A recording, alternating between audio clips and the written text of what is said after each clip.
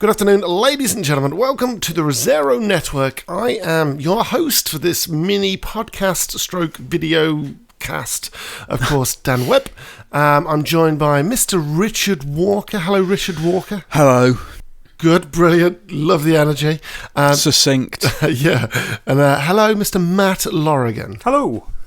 Yeah, there we go. A little bit more energy. Excited. Right, chaps. Last night, Microsoft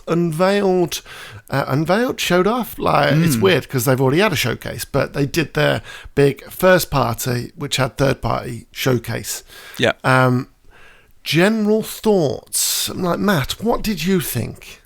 I thought it was really interesting. There were a lot of games shown off, and a lot of stuff that we saw for the first time. A lot of it seems to be coming to Xbox One as well, but I think one of the big takeaways is that so many of those titles are coming to Game Pass day one. Everyone, right? Yeah, I'm pretty sure it was every title shown there is going to be on Game Pass day one, which is ludicrous, quite frankly. That's actually a really good showing, and something that didn't really kick in till after it was over. Just knowing that if I've got Game Pass, I don't need to pay for any of these to play them. Wasn't that the last thing they said? I thought that was it, yeah, and I think it's a really big deal. But I saw some great games, some good surprises in there as well, which we weren't expecting. So yeah, I thought it was a good showcase. Correct me if I'm wrong though. You do have to pay for the Outer Worlds DLC.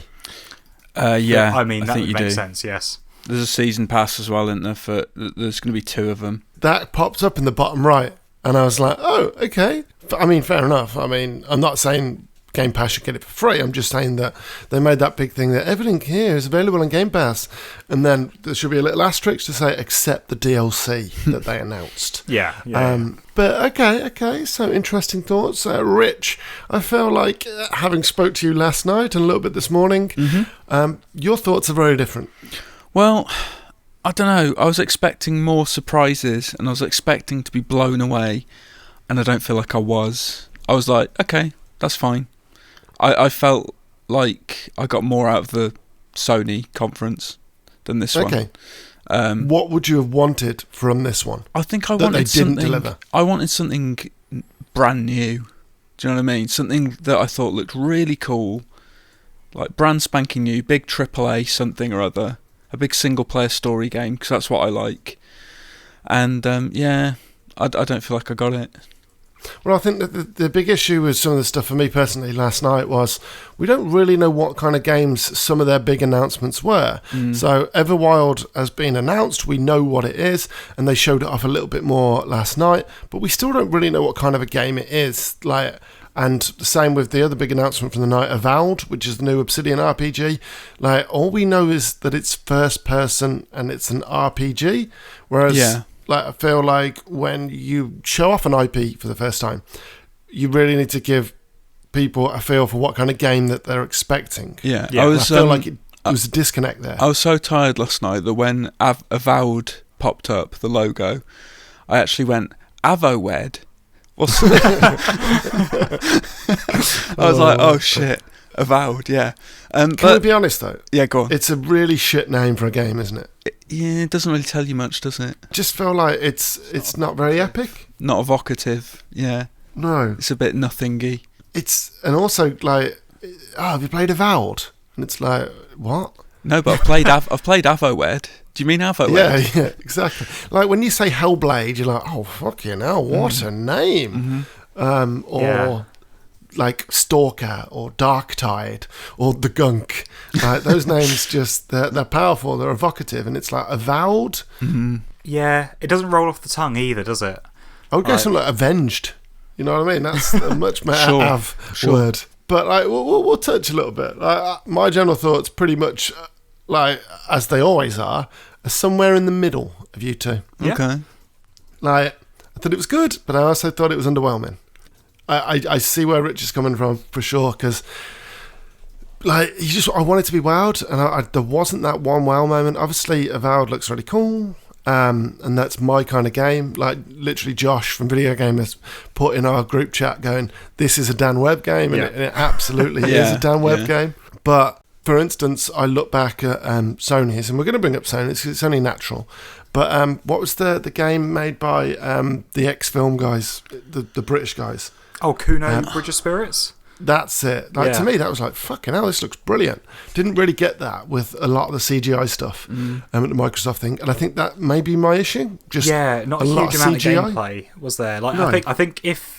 I think that whole conference, if it ended on a Fable gameplay reveal, that would have been more exciting. I think that would have been such a huge kicker. But just saying the word Fable, especially when Microsoft said the word Fable for years after Fable 3 and nothing sort of came of it. Oh, mate, it did. You had Fable Legends, you had Fable the card game, you had Fable the horse game, you had Fable the little puppet game. Pub games. Do you know what, as well, right? That's another issue with the conference, is that Fable's the worst kept secret. Everybody already knew that the thing was going to end on Fable, didn't they? Yeah. So when that came up, it wasn't like, oh my God, I'm losing my shit. It was like, thought so. If you're doing another Banjo-Kazooie game or something, you just put Banjo-K3E or whatever, people would lose their minds. But you can't just put the word Fable without showing it off a little bit and being like, this is what Fable is now, as opposed to just being like, there's going to be Fable. It's like, we know there's going to be Fable. Yeah, exactly. Yeah, it's weird. You're right. And I think my emotion was relief more than excitement. Yeah, that it's finally relief out there. We don't have to report on this now. It's fucking leaks every 20 minutes. It's announced. Great. And it was like, so it was definitely relief, but it's been expected. I expected it last E3. So yeah, you're right. Like, the only time that I was like Avowed for me, I was a bit like, oh shit, this general excitement. Like, it looks like a first-person RPG. Yeah. Oh, it's kind of like Skyrim, where you've got magic in one hand and a sword in the other. And I mean, if it looks like that final shot at the end of the trailer, oh my God, that is my game for the next 5 years. If that's indicative of the actual quality of the game, that trailer, then that's going to be special, and it's something new. That's what was most exciting about it. Well, exactly. Like, the first time we saw The Last of Us, everyone was like, oh wow, that looks really intriguing. It turns out it was a great game. And this is a first-person RPG made by one of the best RPG studios in the history of video games. A studio that's made Neverwinter Nights, that's made more like CRPGs these days, like Pillars of Eternity, obviously Fallout New Vegas. It's even gone with a humour, like the South Park, which one they did the second one, right? The Fractured Butthole? Yeah. Or did they do the first one? They definitely did the first one. They did the second. Oh, sorry, it was the first, you're right. It was UB San Francisco for the second one. Yeah. But they did that as well. They also did... what was the one before Neverwinter Nights? Oh my God. Like, big RPG. Oh, KOTOR. Fucking hell. Oh, geez, KOTOR. Right, yeah. KOTOR 2, I want to say. They know their onions. Yeah, and they even did Alpha Protocol as well, which I reviewed at the time. It wasn't a good game, but it was raw, and there was something in the Alpha Protocol that just showed that Obsidian knew how to do RPGs. Maybe they didn't have the budget, but look what they do with the budget. Fallout New Vegas. Like, I would argue that Fallout New Vegas is probably one of the most loved Fallouts. Yeah, people do tend to talk about its story, especially, as being one of the best Fallout stories, and they're fantastic storytellers. And the best thing about them as well, they've always been known to be a bit of a buggy studio, so the games they come out have incredible potential and great stories, but they don't play well, or they don't run very well. And the fact that their last game with the Outer Worlds... Oh shit, I didn't even mention the Outer Worlds. No, exactly. This is the thing. They've sort of done one of their best games extremely recently, and they just really fewer bugs, but still bugs. But it does run. It runs so much better than almost every other one of their games. And the fact that they're really starting to get to grips with that now, going into a next generation where they're going to be Xbox exclusive, is a huge boon for Xbox. Yeah, and if you think about it, I think Obsidian is a studio that it's not your big Bethesda studio that's making a Skyrim. Obsidian's quite a small studio. Like, let me see if I can get this up while I'm talking. In terms of staff, like, there's only 200 employees at Obsidian. So, like, it doesn't really have the AAA kind of size. Now I'm just trying to look at Ubisoft Montreal, for instance. Ubisoft Montreal has 3,500 people working there. Now, obviously, they're working on different games, but I feel like Obsidian is almost like Remedy in that respect, that it's quite small but still it kind of churns out these big impact games. Now, imagine Obsidian with Microsoft's money behind it. To me, that's like a dream come true. Yeah, and I assume we're going to get that with Avowed, and that's a huge potential. It would be nice to see a little bit more of it, but even that potential was just exciting. This is going to be the first game where they really get all of that funding, isn't it?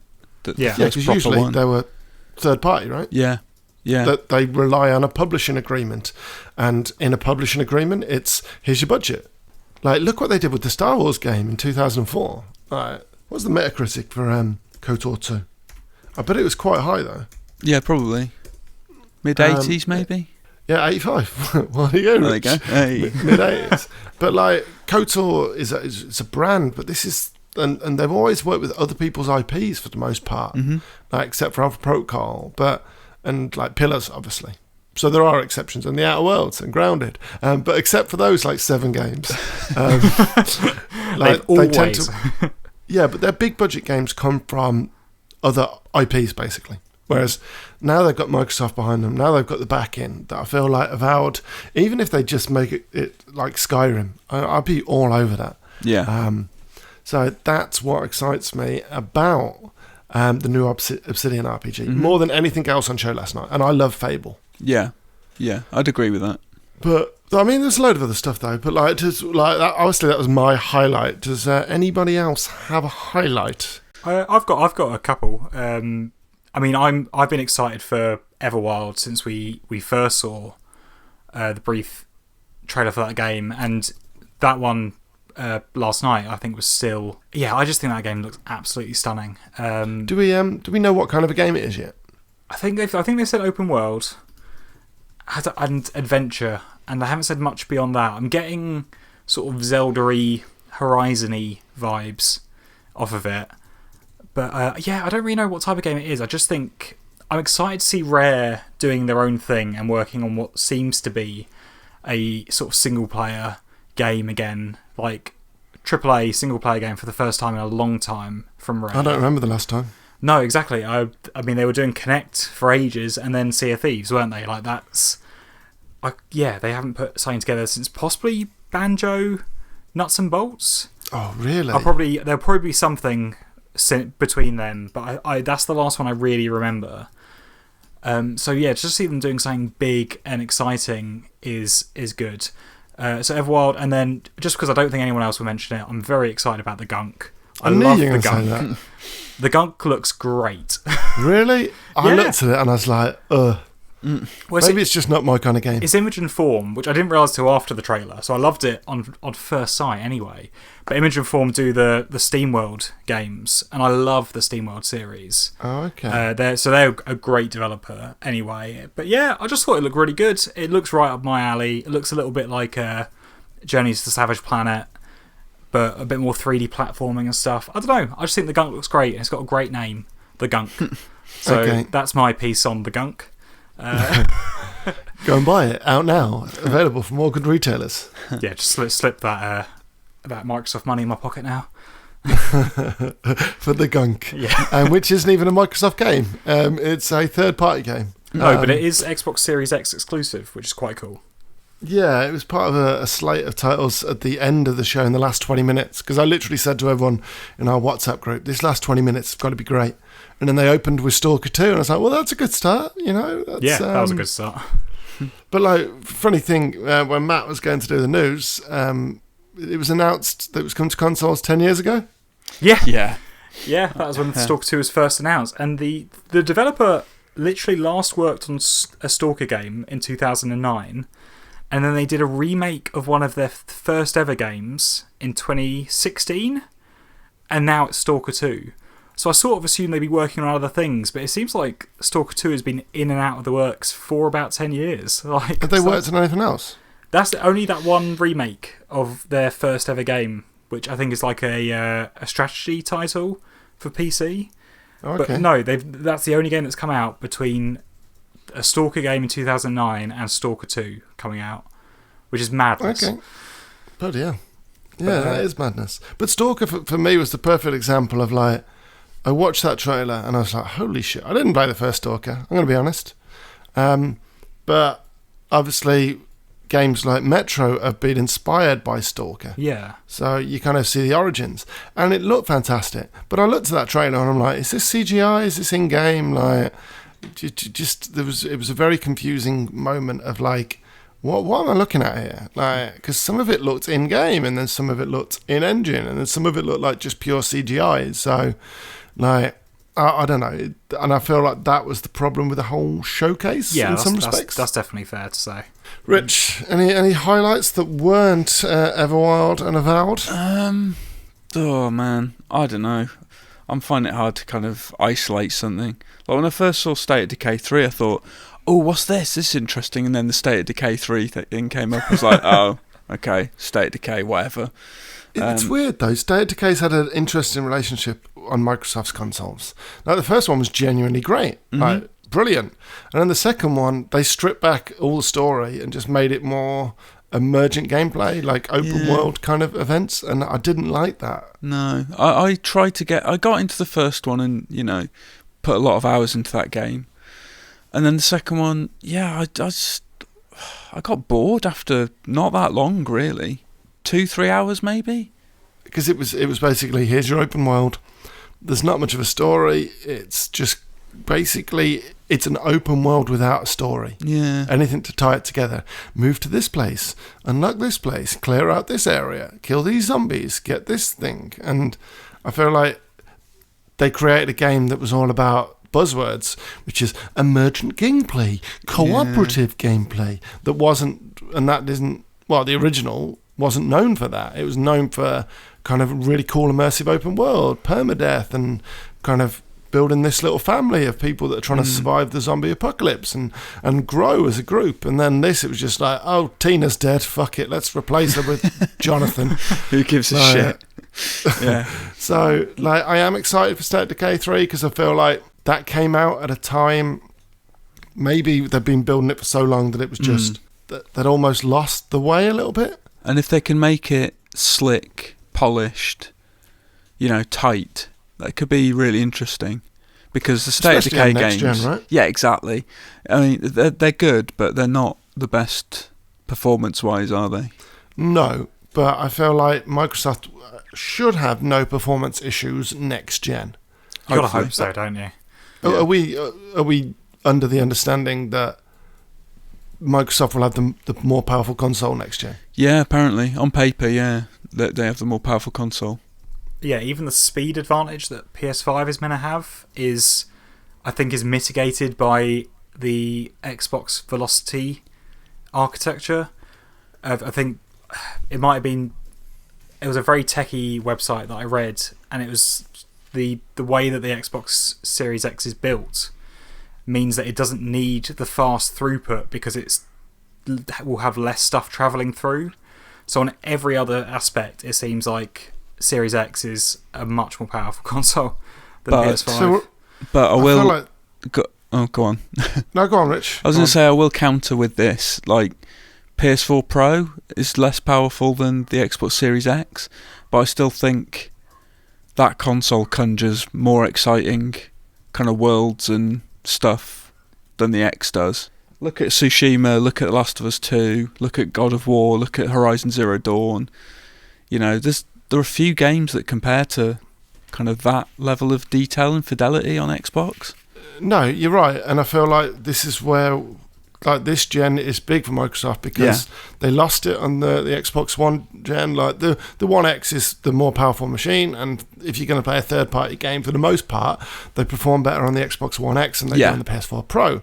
But if you're looking at it purely from a first-party perspective, yeah, of course. Like, you could compare the One X to the vanilla PS4, and you'd still get a better experience from games on the vanilla PS4 because of the first-party games.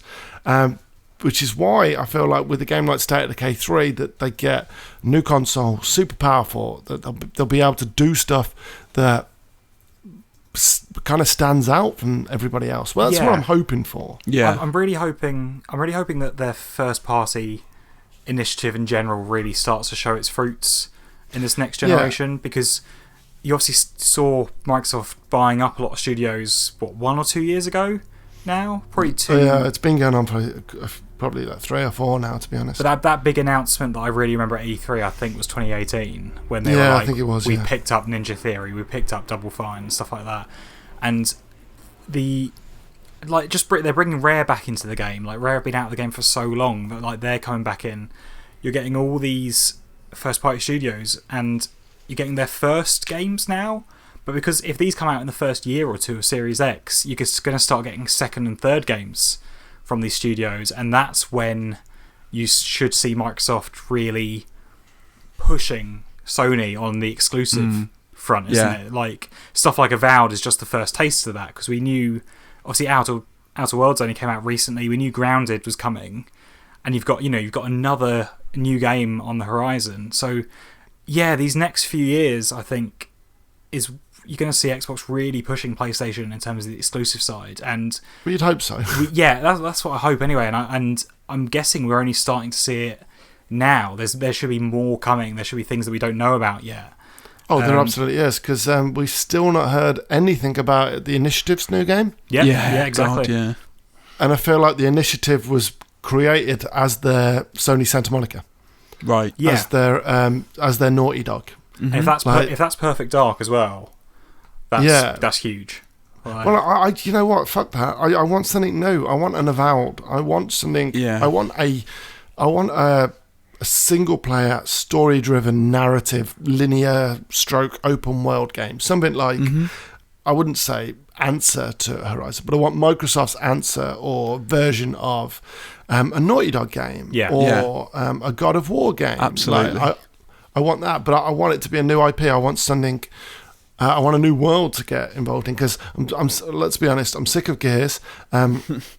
We've not talked about Halo yet, which is bizarre. Yeah. Considering that was like at least a sixth, like maybe 20%, 30% of the show. But I want a new world to go into, and Avowed for me looks like the first step into that. I feel like Hellblade 2.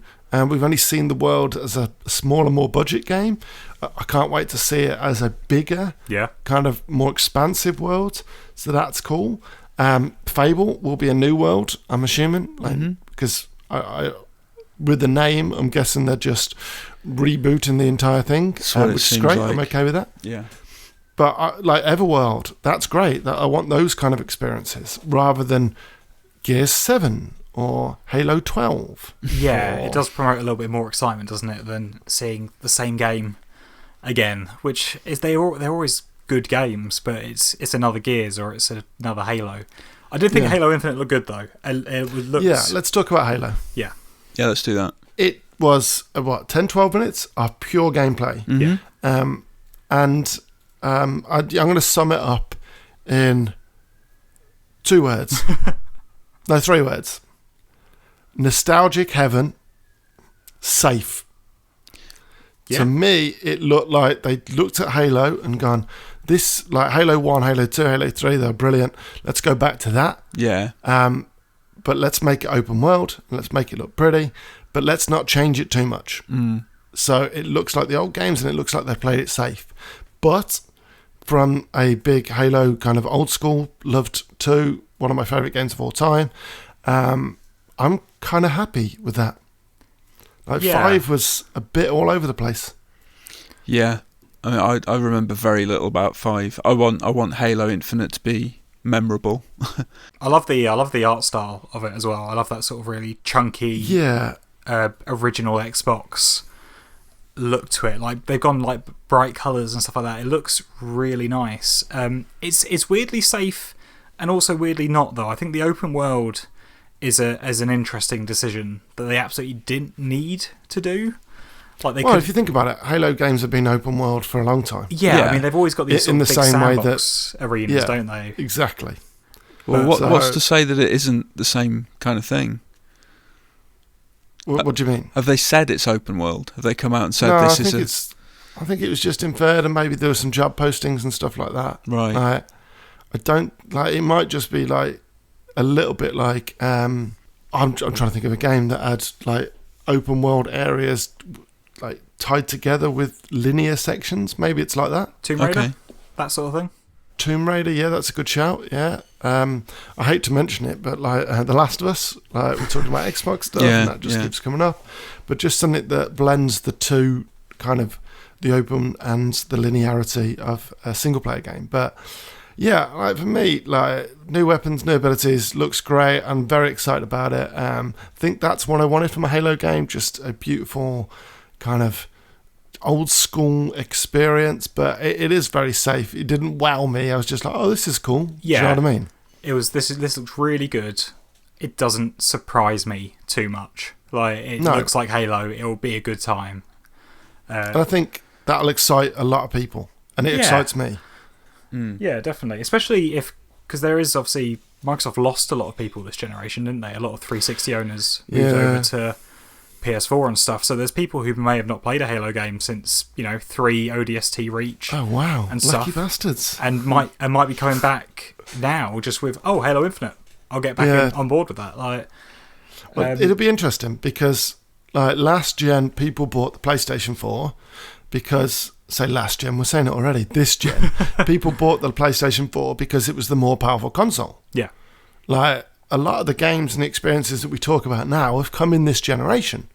We talk about the Spider-Mans, the God of War reboot. Obviously, we had The Last of Us last gen, but The Last of Us 2, like Ghost of Tsushima, Detroit. Those games have all come as new IPs this generation. Yeah. So when you bought a PS4, I would argue that it was based purely on the fact that it was the more powerful machine. Now, is that going to be the case for the Xbox this gen? Like, how are people going to approach it? Or, like, it's because a lot of people don't play the exclusives. Like, the majority of gamers play your FIFA and the Call of Duties, which is why they sell through the roof every year. Like, there's only, like, what does Uncharted sell? Maybe, or a Halo, like 2 or 3 million units? Yeah. Which is a tiny fraction of their user base. And FIFA sells 10 million every year, right? Oh, yeah. And so that's the same people buying it over and over again. Same with Call of Duty. Like.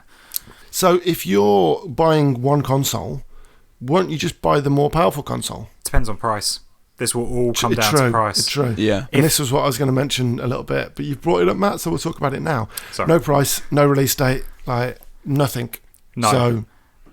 interesting or expected? They did say, they didn't came they? out beforehand, didn't they, and said this was only going to be games.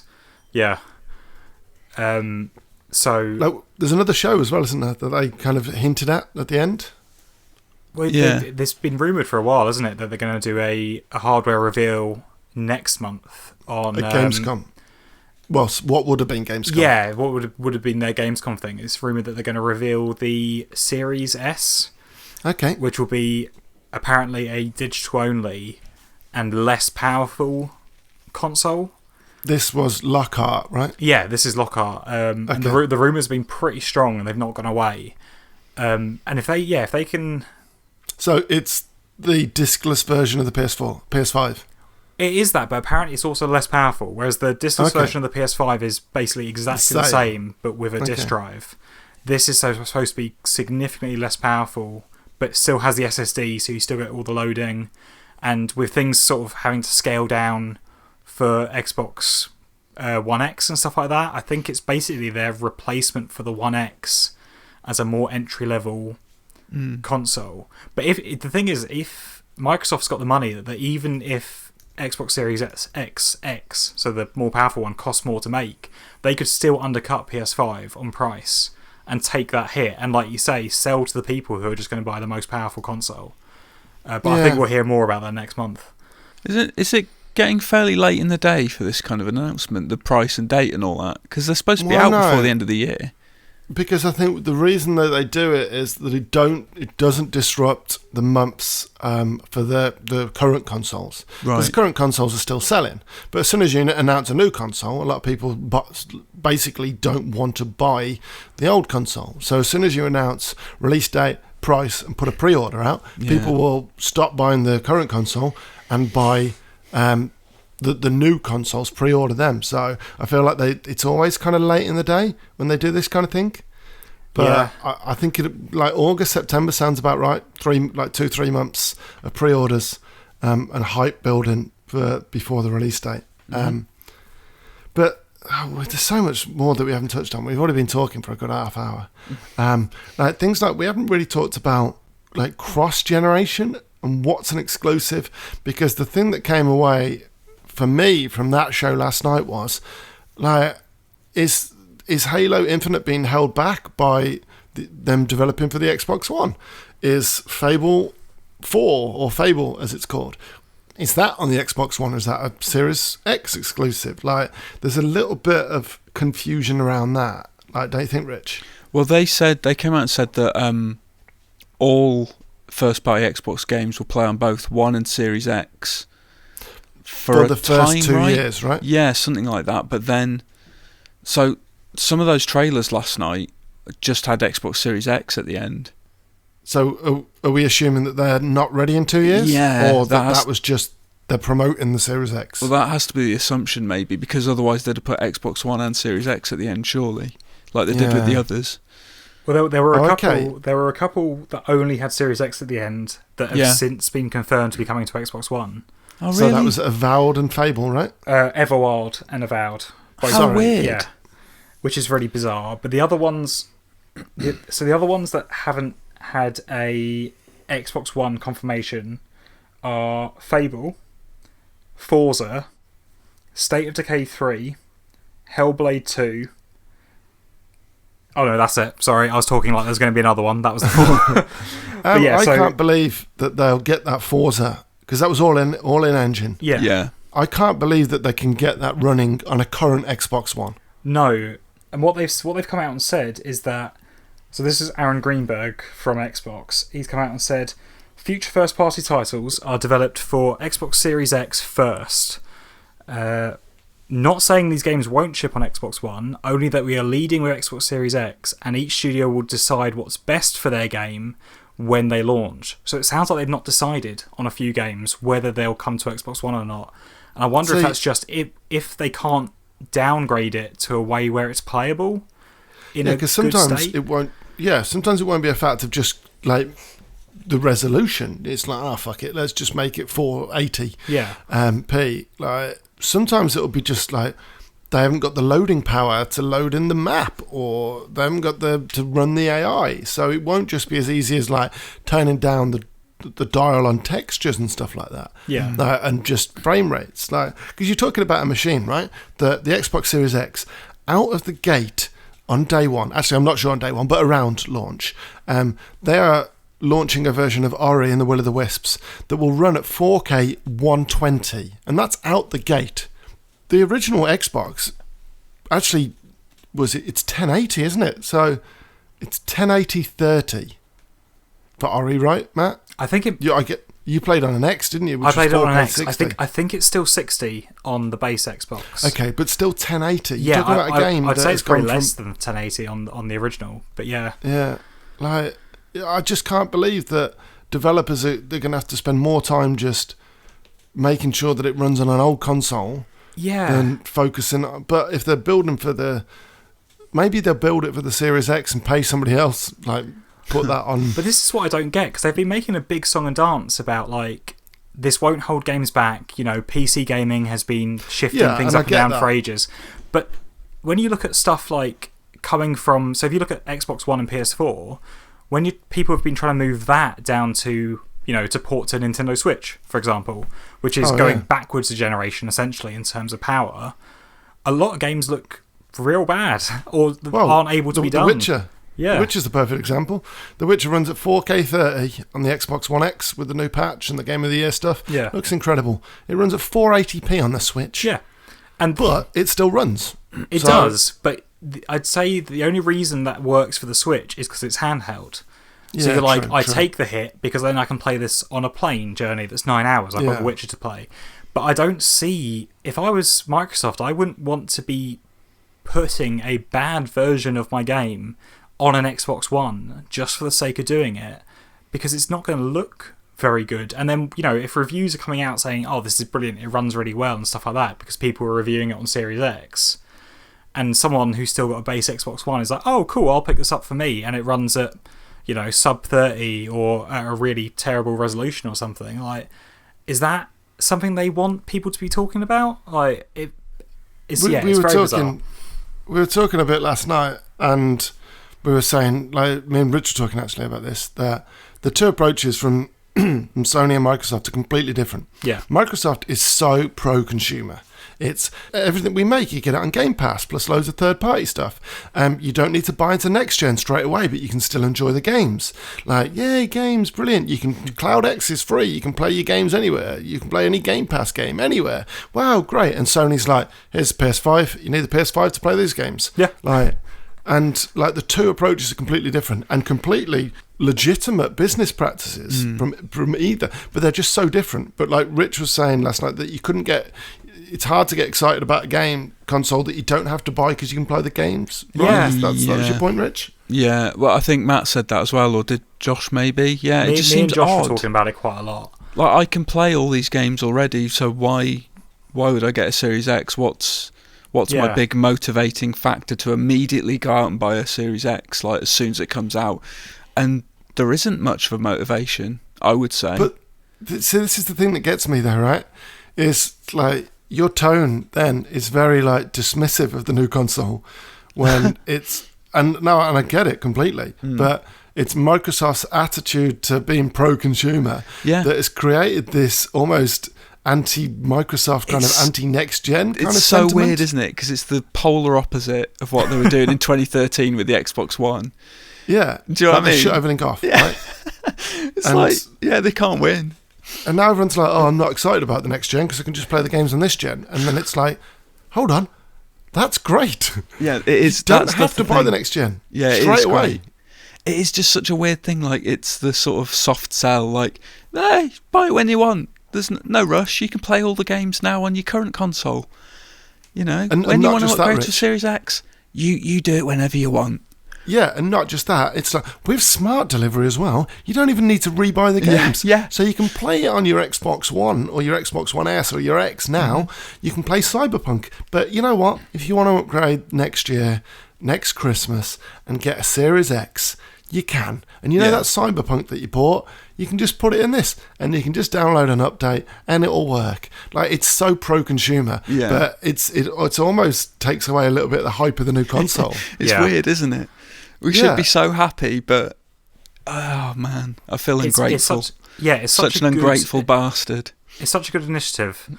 It's the same with PC as well, isn't it? Oh, it's these Xbox games are coming out on PC. I'll just play them on PC, and like.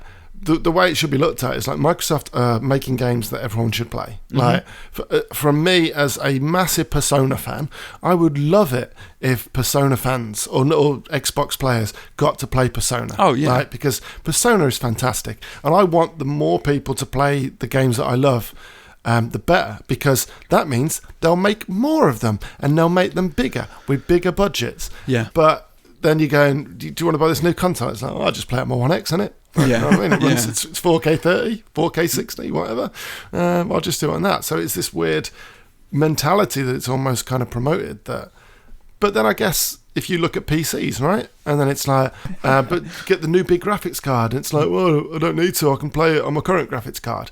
Like, people don't really think like that. People are like, I want to play the best version of this game. So me, personally, I will be buying into next gen, both consoles. Yeah. Like, because I want to play the best versions of the games. But if you don't want to do that, or you don't want to spend the money on that, great, that's up to you. But it comes from Microsoft's perspective that Halo Infinite, instead of having an install base of 1 million people to sell to, it's now got 50, 60 million people it can sell to. Yeah. So that makes it less of a risk to develop the new consoles and to put the resources in, because it works across the board.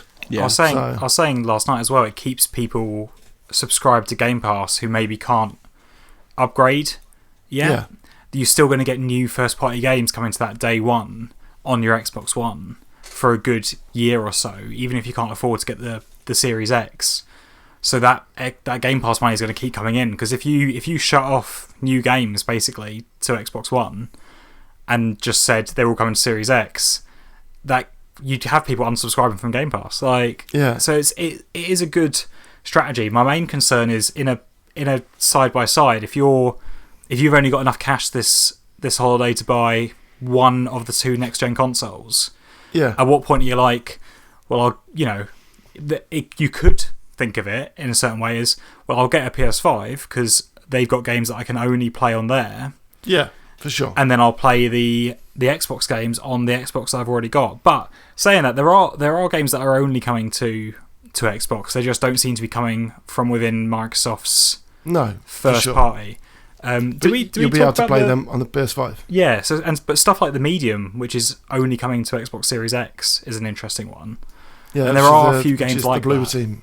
Yeah. Mm-hmm. It's an interesting place to be because, like, we go back to this pro-consumer, and it massively is. It's like, you don't want to buy all our games, whatever, just subscribe, £10 a month. Like, I didn't even have to do that. I subscribed for 3 years for like £1, Yeah. something like that.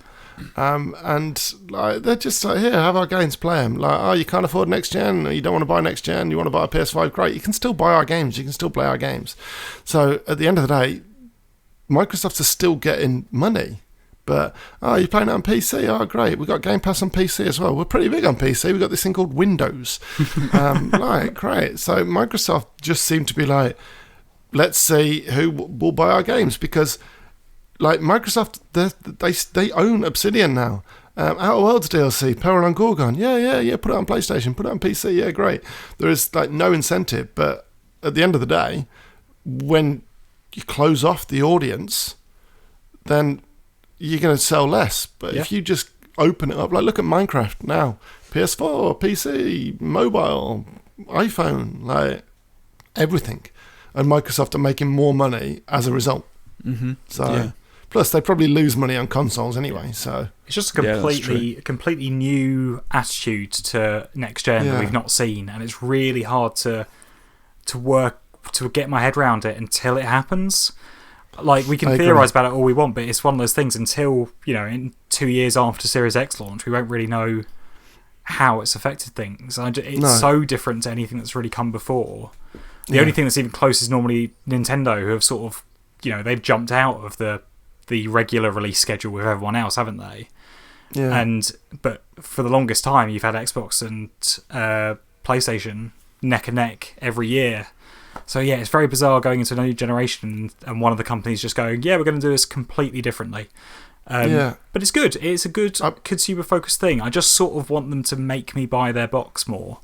And that's a really stupid thing. But this is what I mean. From you as a consumer, you're going to be like, I can only buy one because they're going to be expensive. They're going to be like £500 each. Yeah. I can only buy one next-gen console this year. And instead of like having the aching decision of like, which generation do I commit to? You're like, I can just get an Xbox One and a PS5. Yeah. Like, and then next year I'll pick up the Series X. But I can still play the games. If I've got a PC, I can still play Halo Infinite. Like, and I feel like that's a good thing. But people don't see it that way. People are very territorial because they're spending £500 to buy a console. And they want to know that they spent the right £500, which is where the console wars came from. Because like everybody is backing their decision. It's like, look, I was right. I was right to spend £500 on this console because of this, and you were wrong because of this and that. And it's like, now it's just like, well, I bought this console that still plays the new games. Great, brilliant. What a fucking investment. So it's interesting. But I do feel like we've touched upon everything there, haven't we? Pretty much, yeah. We didn't talk about... There's a couple of things like... there was a pre-show as well, Matt. There was some stuff announced in that. I didn't watch it. Like, I didn't want to see Ninja talk about adding new weapons to Halo, like, in a little blurb to Jeff Keighley. But there was a pre-show, right, with some announcements? Yes, I didn't watch it either. They're always a bit rubbish. Matt, yeah. you don't mean to go, I watched it. It was great. But sorry. No, clearly. Should we try that again? Okay. No, just go with it. Just go with it. No, I didn't watch it. There was some cool stuff, though, right? Yeah, there was some cool stuff, and it was two quite cool things that came out of it were the fact that Xbox does seem to be going to Japanese publishers and developers and getting stuff on. So the big one for me anyway was Dragon Quest XI is coming to Xbox, which is the that's massive. first Dragon Quest game to come to Xbox at all. It's no Persona though, but still. No, but I mean, in Japan, Dragon Quest is the game. Like, it's, for sure. So for that to be finally coming to an Xbox console is great. And I mean, Dragon Quest XI is fantastic anyway. This is the definitive version that came to Switch, which is an incredible game. It's got a much better soundtrack. It's got this really cool 2D thing. So that's a really cool and like unexpected announcement that I think would have done quite well in the main show. Like, it was a bit of a strange one. And then we got Balan Wonderland as well, which was one that you hated. Is that the Sonic dude? Yeah, that's the Sonic creators' new game. It looks a little bit like Nights into Dreams as well. That sort of classic. I think it looks alright. I think it looks alright as well. It's an action platformer. That's all I really know about it. It looks a bit like Nights, and Nights was very sort of music heavy.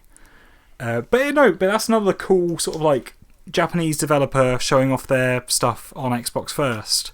And that's another huge point for Microsoft this generation is that, I mean, didn't they launched Xbox One like a year later in Japan, didn't they? Like, they had zero focus over there. So it's nice to see that they seem to be rebuilding those partnerships with Japanese publishers, Japanese developers, and getting these games over onto our Xbox. Yeah, so this gen we've had Kingdom Hearts, Yakuza. Last gen we had Final Fantasy. Yeah. All we need now is Persona. I think I've only mentioned it once or twice. But yeah, it's good to see it happening.